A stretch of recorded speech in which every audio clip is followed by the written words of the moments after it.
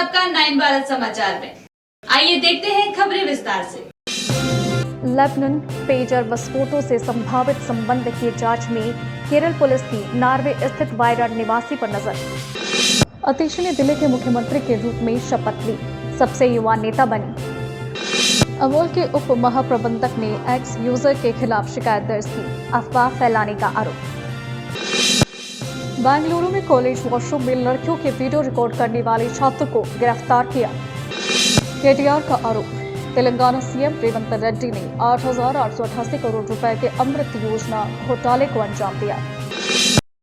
Sponsored by Exclusio Decorative Surface, Acrylic, Interior Clads, Nurani Libas, Ready-Made, Textiles, Stitching।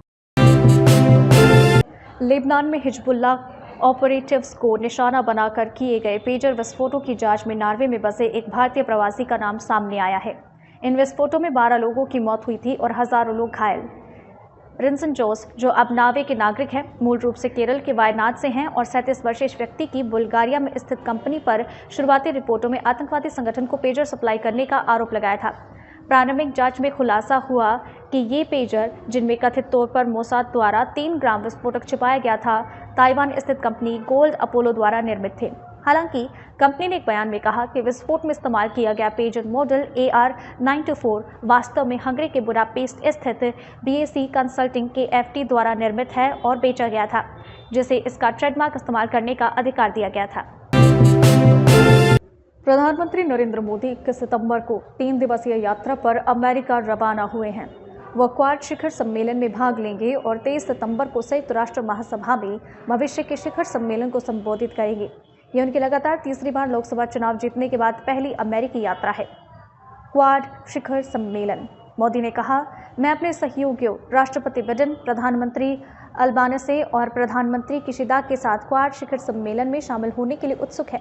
ये मंच हिंद प्रशांत क्षेत्र में शांति, प्रगति और समृद्धि के लिए काम करने वाले समान विचारधारा वाले देशों के एक प्रमुख समूह के रूप में उभरा है। इस यात्रा के दौरान पीएम मोदी भारतीय प्रवासियों और महत्वपूर्ण अमेरिकी व्यापारिक नेताओं से मिलेंगे। सरकार ने कहा, यह यात्रा भारत अमेरिका संबंधों को मजबूत करने में महत्वपूर्ण भूमिका निभाएगी। आम आदमी पार्टी के नेता आतिशी ने आज दिल्ली की नई मुख्यमंत्री के रूप में शपथ ली, कुछ दिन बाद जब अरविंद केजरीवाल को दिल्ली शराब नीति मामले में जमानत मिली और उन्होंने इस्तीफे की घोषणा की। आतिशी दिल्ली की मुख्यमंत्री बनने वाली सबसे युवा नेता हैं। शपथ ग्रहण से पहले आतिशी और उनके मंत्रिमंडल के अन्य आप नेताओं ने श्री केजरीवाल से मुलाकात की। सुल्तानपुर माजरा से पहली बार विधायक बने मुकेश अहलावत आतिशी के मंत्रिमंडल के प्रमुख चेहरा हैं। अन्य मंत्री गोपाल राय, इमरान हुसैन, कैलाश गहलोत और सौरभ भारद्वाज हैं। सभी ने नए मंत्रियों के रूप में शपथ ली।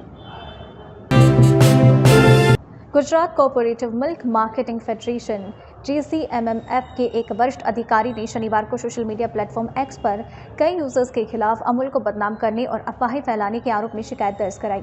इन अफवाहों में दावा किया गया था कि अमूल ने तिरुपति बालाजी मंदिर को ऐसा घी सप्लाई किया था जिसमें कथित रूप से जानवरों की चर्बी मिली थी। GCMMF के उप महाप्रबंधक बिक्री हेमंत गोनी ने अपनी शिकायत में कहा कि वो 20 सितंबर को दिल्ली की यात्रा पर थे। जब वो लगभग 6:30 बजे अहमदाबाद हवाई अड्डे पहुंचे तो उन्होंने सोशल मीडिया प्लेटफॉर्म X पर देखा कि कई यूजर्स ने पोस्ट किया था कि अमूल ने वो घी सप्लाई किया जिसमें जानवरों की चर्बी थी। इस घी का उपयोग तिरुपति बालाजी मंदिर में लड्डू बनाने के लिए किया गया था। ये विवाद तब शुरू हुआ जब आंध्र प्रदेश के मुख्यमंत्री चंद्रबाबू नायडू ने आरोप लगाया कि मंदिर में प्रसाद बनाने के लिए इस्तेमाल किए गए घी में जानवरों की चर्बी पाई गई थी। उनकी पार्टी ने NDDB national dairy development board की एक रिपोर्ट का हवाला देते हुए ये दावा किया। एक 21 वर्षीय इंजीनियरिंग छात्र को शनिवार को बेंगलुरु के पास एक कॉलेज के वॉशरूम में लड़कियों के वीडियो रिकॉर्ड करने के आरोप में गिरफ्तार किया गया। कुंभलगोडू स्थित ACS कॉलेज ऑफ इंजीनियरिंग की छात्राओं ने आरोप लगाया कि आरोपी अपने मोबाइल फोन से वीडियो रिकॉर्ड करता और उन्हें सोशल मीडिया पर प्रसारित करता था।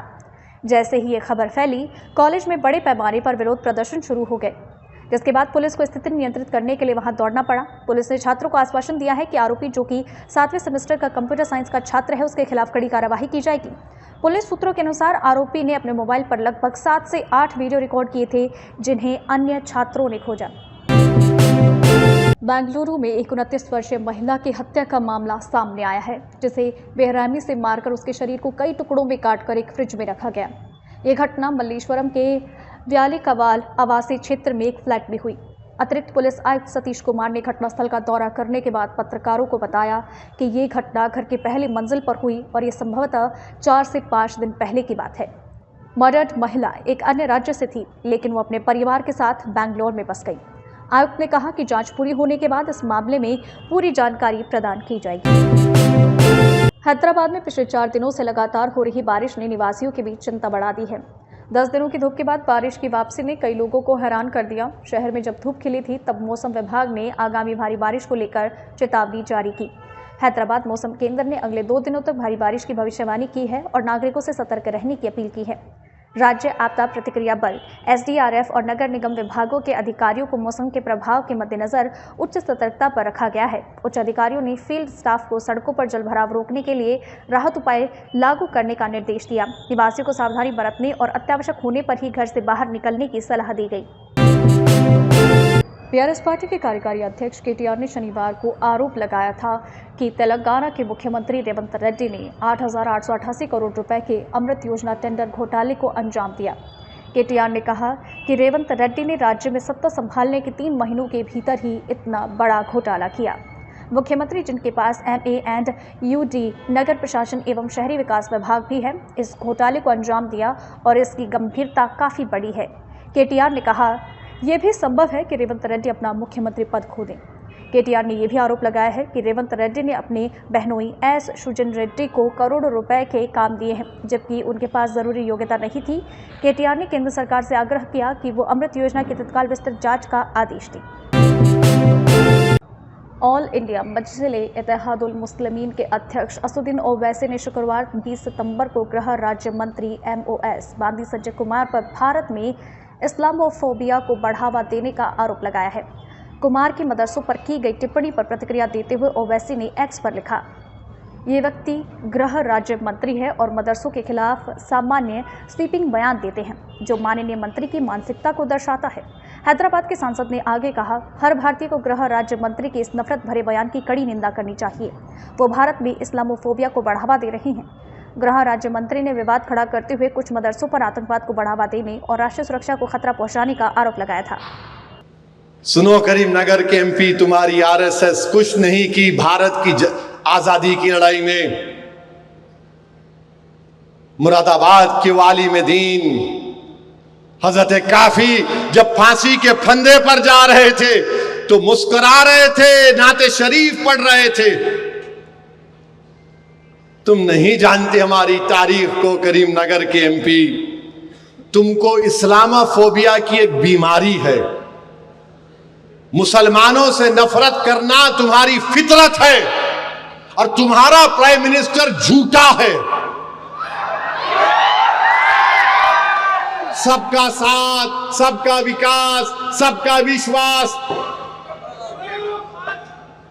और ये करीमनगर का इनका कैबिनेट का मंत्री AK-47 सिखाया जाता कहते हैं। लेबनान पेजर विस्फोटों से संभावित संबंध की जांच में केरल पुलिस की नॉर्वे स्थित वायरा निवासी पर नजर। अतीश ने दिल्ली के मुख्यमंत्री के रूप में शपथ ली, सबसे युवा नेता बनी।